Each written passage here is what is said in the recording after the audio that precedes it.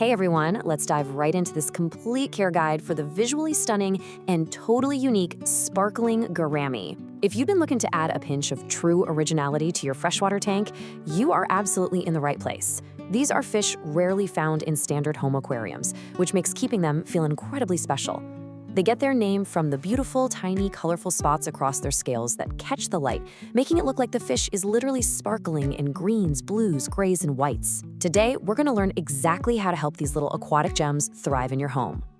In this explainer, we'll be covering stats and lifespan, creating the perfect habitat, diet, temperament and tank mates, sexing and breeding basics, and finally, health, buying, and mistakes. Let's get right to it. Starting off with Section 1. Stats and lifespan. So the very first thing you've got to know is just how incredibly tiny these guys are. The Sparkling Gourami, sometimes people call them the Pygmy Gourami, stays remarkably small, maxing out at literally just 1.6 inches. But, despite that tiny size, they're surprisingly resilient. Give them the right care and ideal aquarium conditions, and they'll thrive in your home for a solid 4 to 5 years. Honestly, sometimes even longer. Now here is a biological feature that completely defines how these fish act. They possess what's called a labyrinth organ. Because of this, you're going to constantly see them actively swimming up to the surface to literally gulp air. It's this unique lung-like organ that lets them pull oxygen straight from the air above the water. Out in the wild, this helps them survive in stuffy, poorly oxygenated ditches or rice fields. In your tank, well, it means they'll spend a ton of time near the upper levels, showing off this really fascinating breathing behavior. Moving on to Section 2, creating the perfect habitat. Okay, so the crucial point here is space. You might be thinking, hey, a 1.6-inch fish doesn't need much room, right? Well, you actually need a minimum tank size of 15 gallons just to start. And here's the golden rule for expanding your school. You've got to add 10 additional gallons of space for every extra gourami you bring in. They really need that territory to feel safe and secure. Go ahead and take a quick screenshot of this table because strictly maintaining these exact parameters is the absolute key to a healthy, stress-free habitat.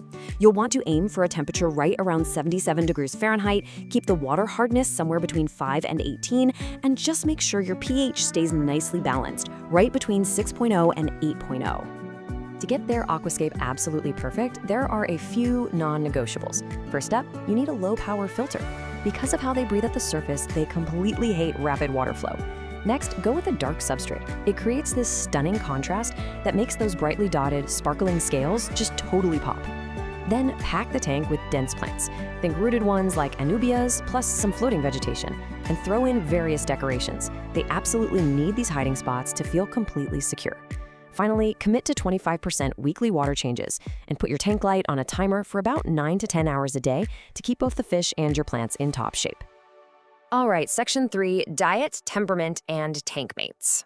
When it's mealtime, these guys are technically omnivores, but out in the wild, they're constantly hunting tiny insects. Since they rarely graze on aquarium plants, you really need to stick to a varied, consistent feeding schedule, packed with high-protein, meaty foods. We're talking live or frozen daphnia, artemia, bloodworms, and shrimp meat. Honestly, that is the best way to bring out their ultimate size and vibrant coloration. You can definitely supplement with high-quality flakes or freeze-dried foods, but a diverse, protein-packed diet is what they really need to look and feel their absolute best. This brings us to their completely unique temperament. They are quite peaceful, sure, but they aren't your traditional schooling fish. They actually thrive in social groups of 5 or 6. And to stop the males from getting overly territorial, your ideal ratio is keeping 1 male for every 3 to 4 females. But wait, here is literally the coolest thing about this species. They have so much personality that they actually make an audible croaking or chirping sound. No joke, when they're happy or mating, you can hear this sound from outside the glass of the tank. Now, when you're stocking your community tank, you have to be super careful because they're so small. Stick to peaceful bottom dwellers like corydoras or ottos, or cool invertebrates like ghost shrimp and Nereid snails. Small, non-aggressive swimmers like neon rainbow fish or pearl gouramis work beautifully too. But whatever you do, absolutely avoid male bettas. This is a huge, dangerous mistake. Because they look kind of similar, bettas will think the Sparkling Gourami is a rival and will fiercely attack them. Also, keep them far, far away from fast fin-nipping fish like tiger barbs or black tetras. Let's dive into Section 4, sexing and breeding basics. First things first, how do you tell who is who? Honestly, identifying males from females is pretty tricky until they fully mature. But once they do, look for the males boasting noticeably longer fins and way more intense, brighter colored spots. The females, on the other hand, will develop a significantly rounder abdomen when they're carrying eggs and are ready to breed. In the breeding process, it is absolutely incredible to watch. You trigger it by simulating the dry season. So, you raise the tank temp by 3 to 5 degrees and lower the water level down to about 6 inches. Then, the male gets to work constructing a special bubble nest using foam and his saliva, usually right under a broadleaf like an anubias. Once that's built, they spawn. The male playfully swims around the female, almost hugging her to squeeze the eggs out. He catches them and carefully tucks them up into his bubble nest. As soon as this is done, you've got to remove the female immediately. The male will fiercely and proudly guard that nest all by himself for a few days until the tiny fry hatch. Once those babies are swimming around on their own, move the male out too and start feeding the fry microscopic foods like plankton and infusoria. Finally, Section 5, Health, Buying, and Mistakes.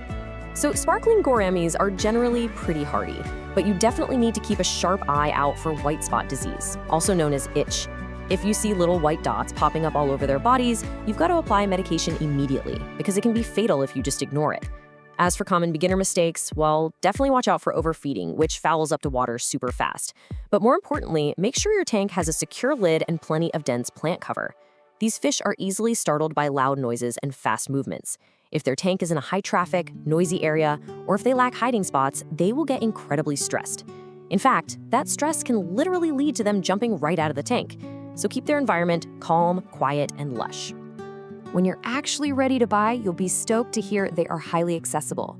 Healthy 1-inch gouramis are incredibly affordable, usually running around just $2 each. And since we already established you really need a social group of 5 or 6 to mimic their natural dynamics, you should always ask your local pet store for a bundle or pair discount. It's an inexpensive way to start a truly captivating community tank. These fish offer such a magical, interactive experience for a focused hobbyist. Creating this thriving, quiet underwater forest for them is a super rewarding challenge. So I'll leave you with this. Knowing how inexpensive they are and just how much personality they pack into a tiny 1.6-inch body, are you ready to add this vocal, sparkling marvel to your aquatic setup? Thanks for joining me on this explainer, and happy fish keeping.